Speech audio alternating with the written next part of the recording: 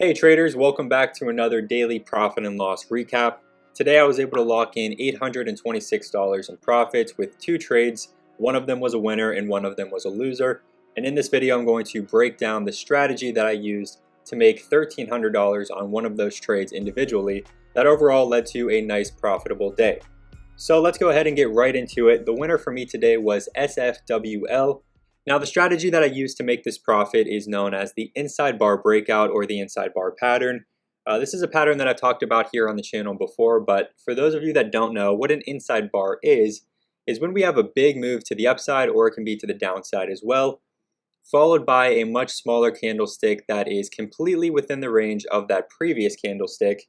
That is going to be our inside bar, and from there what we do is we look for a breakout above that inside bar high to push back in the direction of that first initial momentum candle.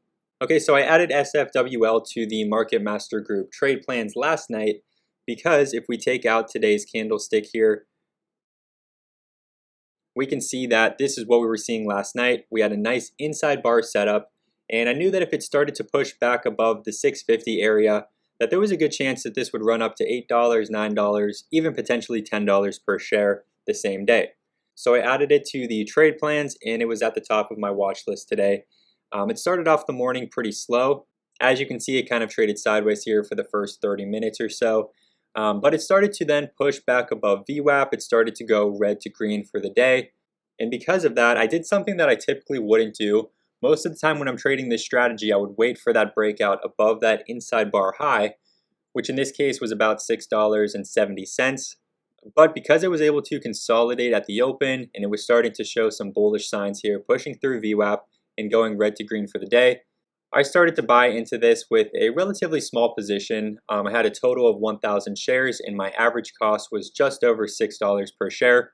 And sure enough, it was able to take off from there, push through that inside bar high and ripped all the way up to a high of $8 per share, not even half an hour later. So on that trade, I locked in over $1,300 in profits. I sold about half in the low sevens, and then I sold the other half in the high sevens, which was actually a great exit because, again, as we can see so far for the day, the high is $8 per share. And one of the questions that I get asked time and time again is how do you know when to lock in profits on a winning trade? A lot of people understand when to sell to cut losses and manage risk, but locking in profits is a completely different story. So how did I know to sell some in the low sevens? How did I know to sell some in the high sevens? And the answer is very simple, you guys. You just have to look at the chart, use some basic technical analysis, and then lock in profits into key levels. Okay, so going back to the day when this had its initial first run to the upside, we can see that there is quite a bit of support in the high sevens in the $8 area all afternoon on this day. Every time it pulls back into that level, it bounces back up. And kind of the same thing happens to the upside. Every time it goes up to about $11 per share, it pulls back. So $11 and about $8 are going to be key levels for this day. Now, if we draw these levels on our charts, and we fast forward a bit, we can see that today on this run, it peaked right at that past support level because for those of you that know about support and resistance, a broken level of support often becomes resistance and vice versa. A broken level of resistance can often become a level of support. So I knew the $8 area was a key level because of that, and that's why I started to sell in the high sevens and I locked in my profits at what turned out to be the perfect time. Now, if this would have pushed through that $8 level and started to form some support here, that would have been another bullish sign and there would have been a good chance that I would have looked to rebuy into that setup, with the goal from there being to sell into the next key level up here over $10 per share into that past level of resistance.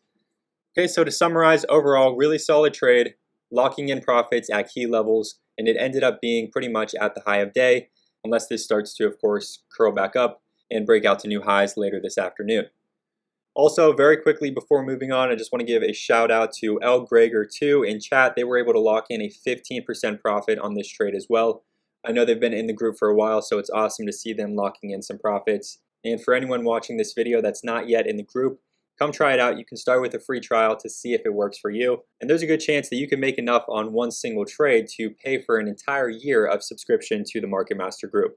So it's a great investment for anyone that is serious about their trading. Okay, so moving on to the losing trade.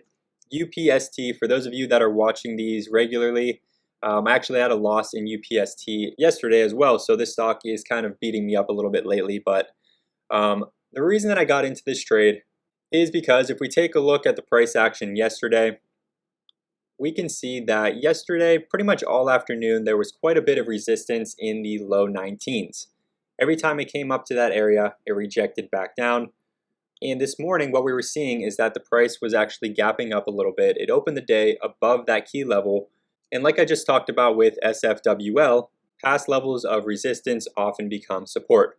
So because it was opening above that past level of resistance, what I was expecting, or at least what I was kind of hoping, is that this level was going to turn into support and we were going to see this ramp up to $20 per share. And I would have been able to make a nice $1,000 profit or so on that trade to kind of recoup the losses that I had on this same stock the previous day. I will say that I definitely jumped the gun a little bit. If we look at the 1 minute chart, we can see that pretty much right out the market open, even though it was above that level, it was very choppy. There wasn't really any confirmation to the upside. And I should have really taken that as the first red flag to kind of just get out at a very small loss or even at break even. Because it did end up pushing up to 1950, so realistically I could have even made a nice little profit on this trade. But it started to reject that level again, cracked back below the VWAP, and started to make lower lows, lower highs, and pretty much has been downtrending all morning so far. So thankfully I only had a starter position here. I wasn't in full size, so it wasn't too bad of a loss. But the moral of the story here is to wait for a confirmation. Because it was gapping up over $19 per share, doesn't necessarily mean that it's going to hold that level. Realistically, what I should have done was wait for there to be some candles that were closing, on the 5 minute chart above that level, wait for some higher lows to form, look for volume to start increasing rather than decreasing. Those are things that can kind of confirm that the stock is showing strength, and really none of those were happening in this case. So that's the lesson with UPST. I probably could have avoided this loss, but either way, it ended up being a solid day, locking in another $826 in profits.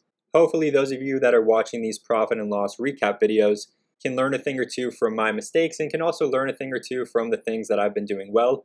After all, that is the goal of these videos. It's not to brag, it's not to flex. I'm using very simple strategies and very simple techniques to do this trading. At this point in my career though, I just have nearly 8 years of experience, so I'm able to do them pretty well, and I'm able to keep my emotions under control, which is a huge aspect of successful trading. But anyway, if you enjoyed this video, please make sure to give it a like and subscribe to the channel. And again, if you want to hear about these stocks in real time as I'm trading them, and even get my detailed trade plans, you can get started with the Market Master group. It's going to be linked down below in the description. Thanks again for watching. I hope you enjoyed, and good luck with your trading.